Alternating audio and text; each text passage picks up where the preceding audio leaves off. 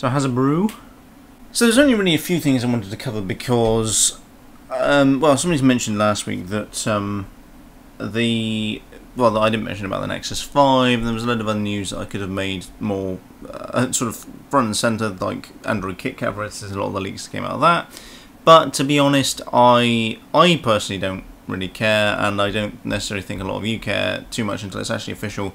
So I've not really said very much about it because I don't see there any point mentioning it really. There's only really kind of three main bits of news this week. One of which I'm going to start off with, which is ISOHunt. Now ISOHunt shut down after the MPAA did a big court case with them, and they kind of slightly won a little bit, which was really quite annoying because they've really got no reason to win, because torrent files anyway are only an index of an illegal, well, of a file. So lots and lots of people are, have got access to that file on a torrent and are sort of seeding that to other people.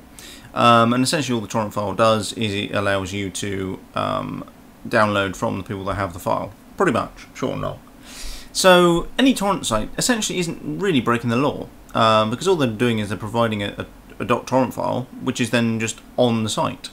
Obviously they do provide it with searches and everything else like that, but at the same time they also do need to be able to make money, because it's not free. Data centers aren't free, servers aren't free, and they've obviously got to eat and stuff like that, because things like the Pirate Bay and ISOHunt take a lot of time to actually keep maintained and everything like that. And so there's adverts on there, and the MPAA reckon that they're making money off of that and earning a profit and all this other crap. But the thing is with ISOHunt, like, because you've got like the likes of the Pirate Bay and things like that, that's a little bit different, because they actually, the torrent files are essentially their own torrent files, so they host their own torrent files. With ISOHunt, that's a little bit different. All they do is they essentially index other torrent sites. Short and long of that, I think they do host torrent files on the servers, but they're from other sites in the first place. Now, ISOHunt was the one that I always used to use. I'm not ashamed to admit that I torrent stuff, but the things that I torrent are things like TV shows that aren't aired over here, and that's a distribution problem. If, for instance, Netflix or LoveFilm or any of the other streaming services, paid streaming services, had things like Breaking Bad, Big Bang Theory, all the main ones that I watch, that as soon as they were aired in the UK or in the US, they were aired. You could either download them or you could stream them over here. I wouldn't have a problem with it. I wouldn't have a problem with it at all. I don't care from a moral standpoint. I don't give a shit that I torrent stuff like that. And the only other thing I will torrent is music that I can't get anywhere. So there's some stuff you literally cannot get anywhere, or it's on it's on iTunes. I refuse to use iTunes anymore because it's just crap. I don't like giving money to Apple because I just don't. I don't agree with the way they do business, and that's just my own personal choice. If it's not on Spotify and I can't get it on Amazon because it's DRM free, or I can't get it on Bandcamp, or I can't get it on I think that's pretty much it, isn't it? Bandcamp. I'm just trying to think about the other service I usually use now. I can't even remember. But if I can't get it on any of those services, I'll torrent it because I can't be fucked.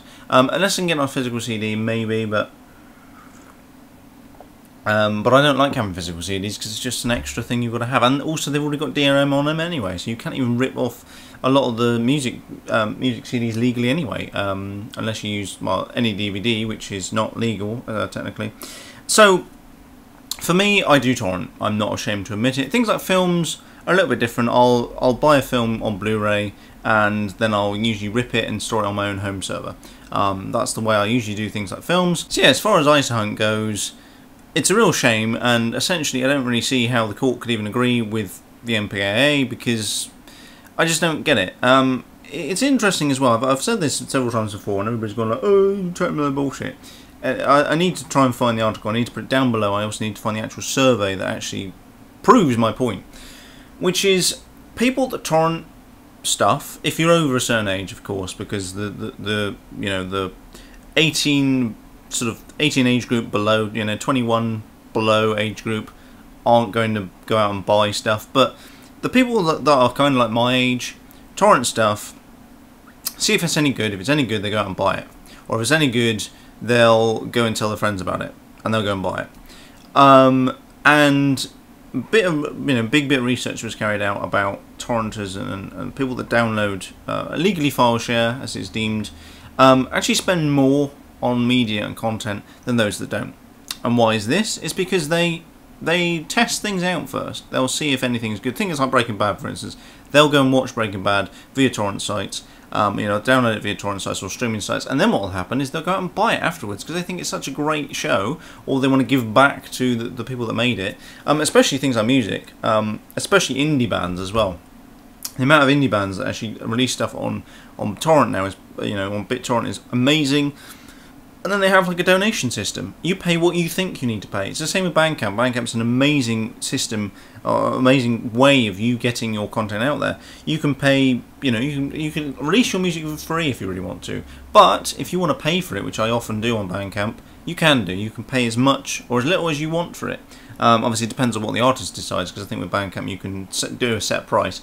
But for people that download stuff illegally, it's really good. It's a really good way of testing things out, because there's no real other way of doing it legally. And what movie studios and stuff like that need to be looking at is content distribution, because that's essentially the problem that's blighting media today, is content distribution. That's what's ruining it. And you've got the likes of, there's just too many services trying to do the same thing. You've got Netflix, you've got Hulu, you've got LoveFilm, you've got Amazon, which is kind of LoveFilm, I know, but they kind of do their own separate thing.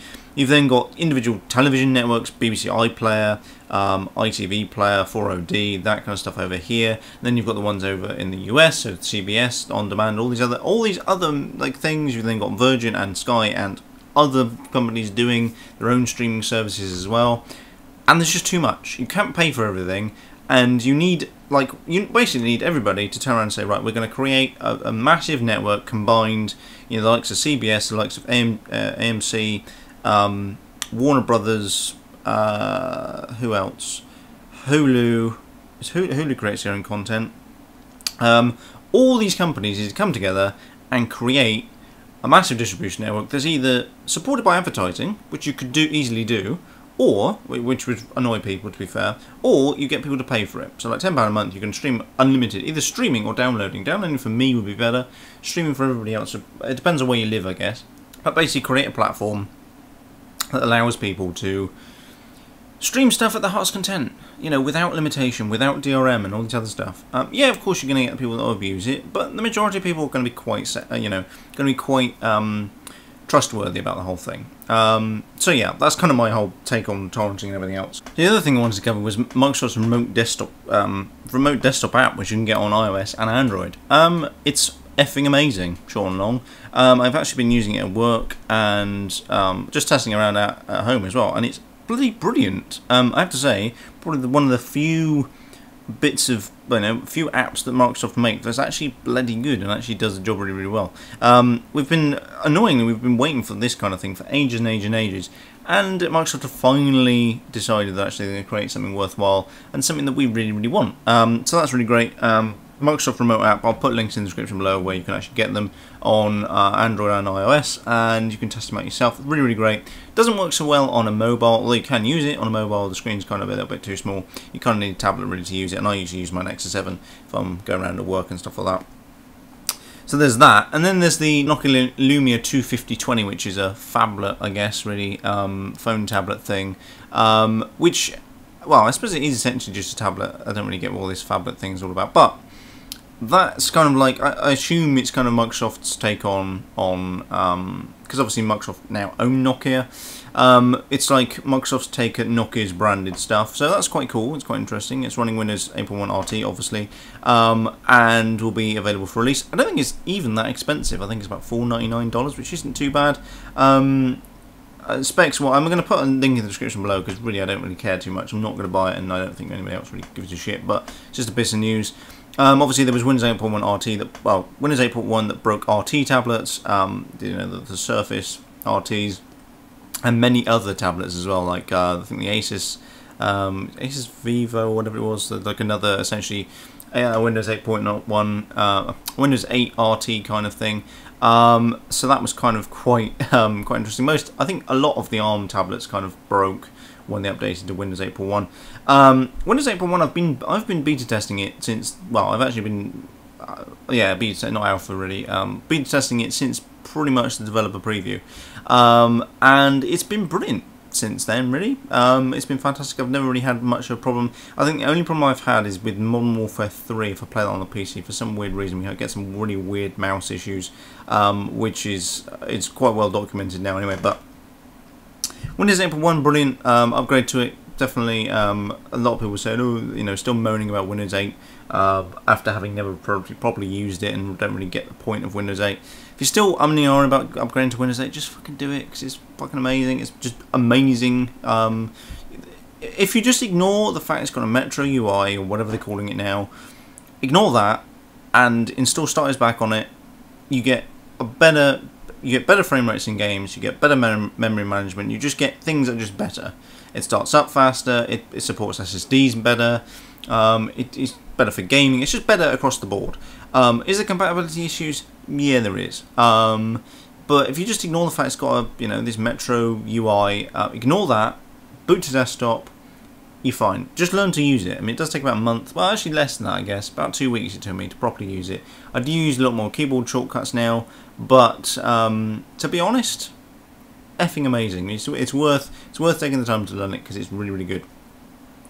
So the only thing to end on really is competition winners, which I will email. I've not actually chosen them yet, and I'll tell you for why, because I've not really had any time to do it. By the time I've done many things, I was busy over the weekend and all this other stuff, I haven't actually had a chance to choose the competition winners, which I will do. By the time this video is uploaded, I will choose them and I will email everybody. And then the only last thing to end on is obviously Apple's live event, which is happening in a few, well, it'll happen by the time this video gets uploaded, it will have already happened, but I will do a video, probably, it'll have to be Thursday I suspect. I'll have to do a video on it, because tomorrow I've got things, well I've got Cubs tomorrow, so day after that it'll have to be Thursday. I'll have to do a bit of a roundup of it, or maybe even the weekend, about what Apple released. Probably an iPad mini, maybe a new iPad mini, and probably a new iPad, and they'll probably, well, it might, I know, Mavericks is already out, isn't it? Mavericks already out, I think so. Maybe they might talk about Mavericks, I don't know. And they might even talk about maybe the roadmap for iOS. So that's pretty much it. Of course, like, subscribe, comment down below, send me suggestions of videos you want me to do. I know I've got a load of backlog of stuff I need to do, but again, it's it's getting the time and having the inclination to do it. So, but yes, apart from that, I shall catch you in a later video.